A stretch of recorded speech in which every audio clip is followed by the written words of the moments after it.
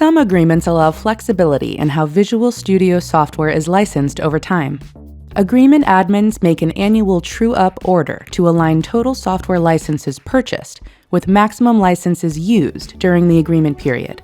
The maximum usage report in the Visual Studio Subscriptions admin portal helps you see the highest number of assigned subscriptions per level at a point in time. Just select the graph icon to see the details fly out from the left. This shows usage over the last 12 months. In this example, we see the highest number of assigned Visual Studio Enterprise subscriptions at 6, and the highest number of assigned Visual Studio Professional with GitHub Enterprise here at 6. For more details, you can export the report into Excel, which will show you how your subscription counts have changed throughout the full term of your agreement. Updated figures are shown based on dates when you've assigned, removed, or purchased additional subscriptions.